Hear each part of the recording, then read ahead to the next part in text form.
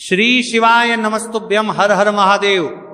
दोस्तों, जैसा कि आप सभी लोग जानते हैं कि 18 अक्टूबर 2025 शनिवार कार्तिक महीने में पड़ने वाली है धनतेरस। और हमारे हिंदू धर्म में धनतेरस बहुत ही बड़ा और विशेष महत्व होता है। और कार्तिक महीने का धनतेरस के दिन तो आप लोगों को सिर्फ और सिर्फ टूटी हुई झाड़ू वाला उपाय तो अवश्य ही करना चाहिए। इन दोनों का संयोग बहुत ही कम आता है। इसी के साथ में गुरुजी ने अपनी शिव पुराण कथा में बताया है कि इस दिन आपको टूटी हुई झाड़ू वाला उपाय तो आपको अवश्य ही करना चाहिए। मैंने आप वाला उपाय तो अवश्य ही करना चाहिए, क्योंकि ऐसा दिन पूरे साल में सिर्फ एक ही बार आता है। और दोस्तों, आप सभी लोग जानते हो कि धनतेरस का अगर सबसे बड़ा कोई उपाय है तो वह टूटी हुई झाड़ू वाला उपाय है। तो दोस्तों, धनतेरस के दिन आप लोगों को इस टूटी हुई झाड़ू वाला उपाय को जरूर करना है। बहुत सारे लोग होंगे जिन लोगों ने इस उपाय को ना किया हो, मतलब पूरा साल निकल गया, उन्होंने किसी भी दिन इस टूटी हुई झाड़ू वाला उपाय को ना किया हो। पर दोस्तों, आपके पास एक आखिरी मौका बचा हुआ है, जो कि धनतेरस के दिन है। इस दिन आप लोगों को इस वाले उपाय को जरूर कर लेना है। भले ही आपने पूरे महीने भर इस उपाय को ना किया हो, पर अगर आपने इस कार्तिक महीने के धनतेरस के दिन अगर इस वाले उपाय को कर लिया तो आपको इस उपाय को करने का वह फल मिलेगा जिसकी आपने कभी कल्पना भी नहीं करी होगी। इसीलिए आप लोग इस वाले उपाय को एक बार जरूर कर लेना है, ताकि आप लोगों के हाथ से यह मौका ना जा सके और आपको इस उपाय को करने का फल मिलेगा। दोस्तों, ये उपाय पंडित जी ने अपनी अभी की ही श्री शिव महापुराण की कथा में बताया है जी। इस उपाय को आज हम आपको बहुत अच्छे से समझाने वाले हैं। इस वीडियो को देखने के बाद उपाय को समझने के लिए आपको कोई और वीडियो को देखने की जरूरत नहीं पड़ेगी। तो चलिए दोस्तों, उपाय को शुरू करते हैं। देखिए, ये इस कार्तिक महीने की धनतेरस के दिन ये इतना खास होता है, इतना महत्वपूर्ण होता है। देखा गया है कभी कभी बड़े बड़े पूजा पाठ अनुष्ठान से जो मनोकामना पूर्ण नहीं होते, वहां कार्तिक महीने की धनतेरस के दिन एक छोटे से उपाय करने से ही आपकी मनोकामना पूर्ण हो जाती है। और बहुत सारे लोगों ने इस उपाय को किया भी है और उनको इस उपाय को करने का फल भी जरूर मिला है। अगर आप लोग भी इस उपाय को करना चाहते हैं तो आप इस उपाय को पहले अच्छे से समझ लेना, सुन लेना, उसके बाद करना। आपको इस उपाय का फल जरूर मिलेगा।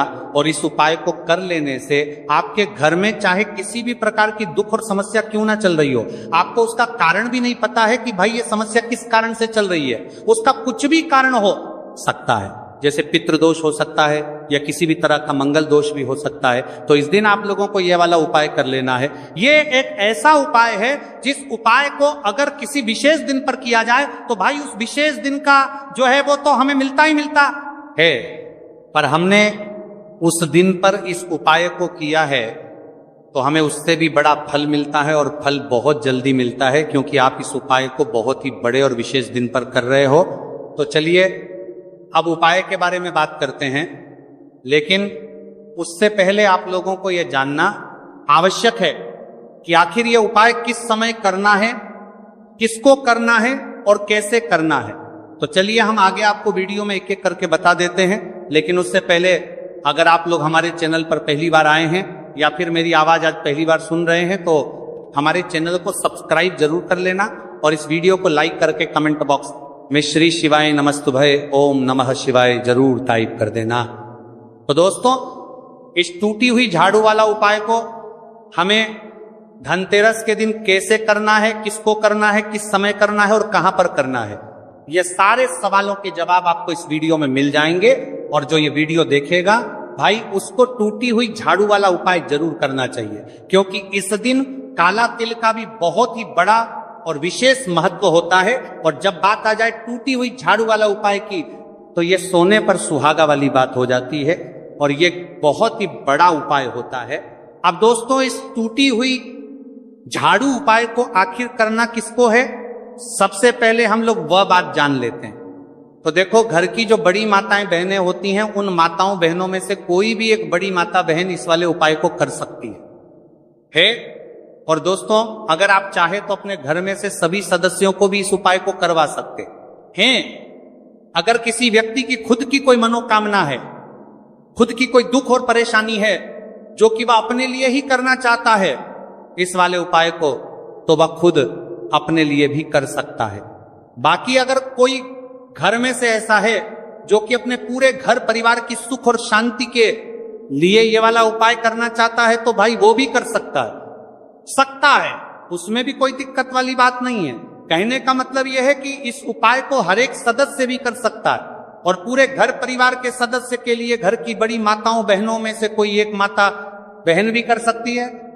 माताएं बहनें अगर घर में उपस्थित ना हो या वो यह वाला उपाय ना कर पा रही हो तो फिर घर का कोई बड़ा सदस्य भी इस टूटी हुई झाड़ू वाला उपाय को कर सकता है, चाहे फिर वो पुरुष ही क्यों ना हो, उसमें कोई भी दिक्कत वाली बात नहीं है। वो ये कर पा रही है।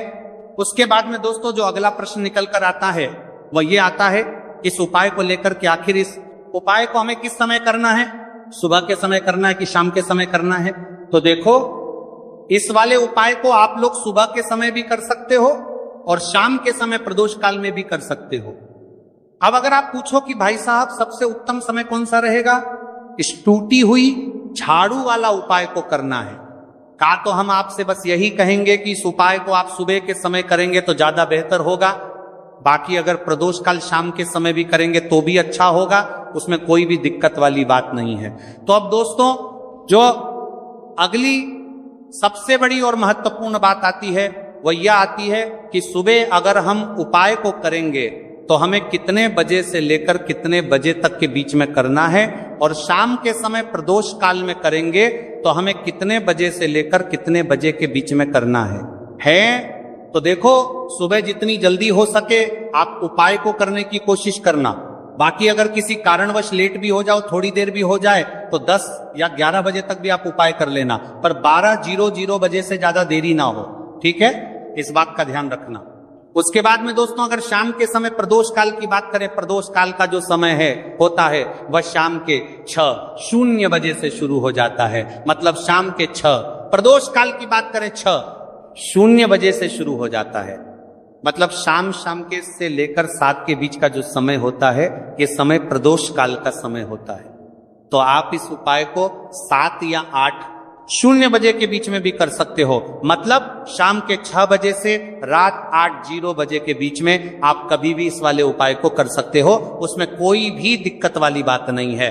देखिए यदि हम किसी भी प्रकार के उपाय को निश्चित दिन और निश्चित तिथि पर करते हैं तो इसका हमें बहुत अधिक लाभ मिलता है और इन उपायों को करने के बाद हमारे जीवन में बहुत अधिक परिवर्तन आता है। साथ ही साथ ये जो ऊपर में परिवर्तन पाए आपके जीवन की सारी परेशानियों को और सारी बाधाओं को दूर करने वाले हैं। सबसे पहले आप सभी को धनतेरस, दीपावली एवं छठ पूजा की हार्दिक शुभकामनाएं।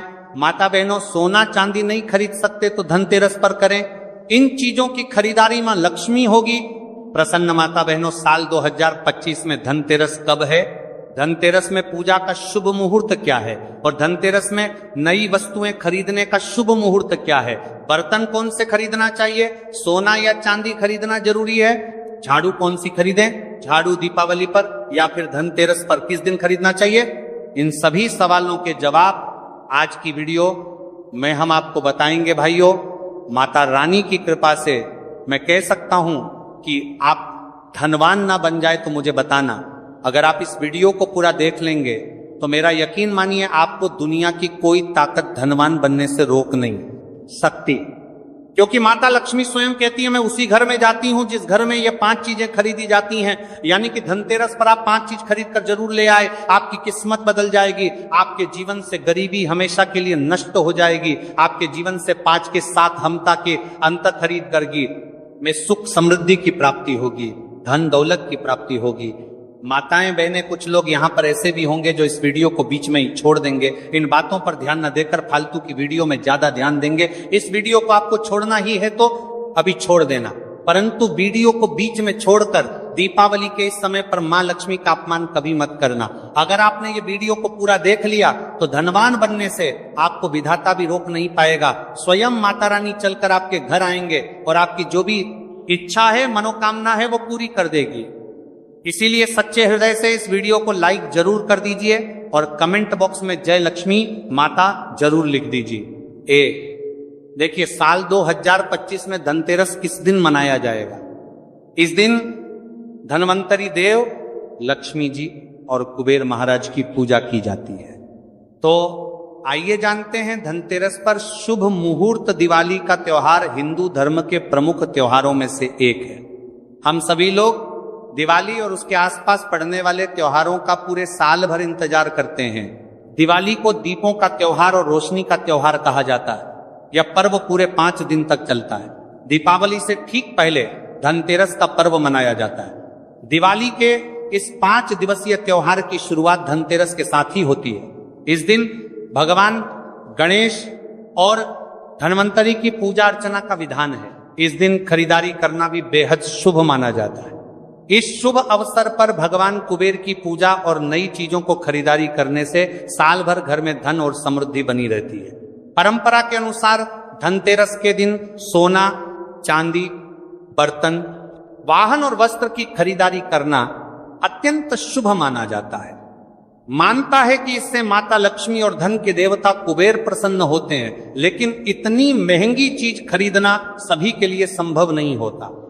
हमारे शास्त्रों में कुछ ऐसी सस्ती वस्तुओं का भी वर्णन है जिसकी खरीदारी से माता लक्ष्मी अत्यधिक प्रसन्न होती है। ऐसा माना जाता है अगर आप इस दिन खरीदारी करते हैं तो आपकी संपत्ति में 13 गुना की वृद्धि होती है। धनतेरस का पर्व कार्तिक मास के कृष्ण पक्ष की त्रयोदशी तिथि के दिन मनाया जाता है। धनतेरस पर पूजा का शुभ मुहूर्त, पूजा का शुभ समय। धनतेरस के दिन संध्या काल 7:16 से लेकर संध्या काल 8:20 से है। इस समय भगवान धन्वंतरी की पूजा कर सकते हैं। हालांकि अलग अलग शहरों में पूजा के समय में अंतर हो सकता है। धनतेरस में खरीदारी का शुभ समय धनतेरस पर सोने, चांदी और बर्तन या घर का कोई भी सामान खरीदने का शुभ मुहूर्त है। सुबह 12:18 से अगले दिन 19 अक्टूबर का 25 और रात 6:24 से तक रहेगा। धनतेरस पर सोना खरीदने के लिए आपको 30 घंटे 1 मिनट का शुभ समय प्राप्त होगा। धनतेरस के दिन सोना, चांदी, वाहन, बर्तन, प्रॉपर्टी, आभूषण आदि खरीदना फलदायी माना जाता है। इस दिन खरीदी गई वस्तु लंबे समय तक सुख समृद्धि प्रदान करती है। भाइयों, इस वीडियो में आपको हम 5 ऐसी सामग्री बताऊंगा जो आपको धनतेरस के दिन अगर आप इन चीजों को खरीद करके लाते हैं तो आपके भाग्य बदल जाते हैं। आपके भाग्य से गरीबी भाग जाएगी और बदल जाएगा। आपके घर में सुख समृद्धि की बारिश होगी, धन दौलत की बारिश होगी। सभी से निवेदन है कि वीडियो को पूरा देखना, हर एक बात को ध्यान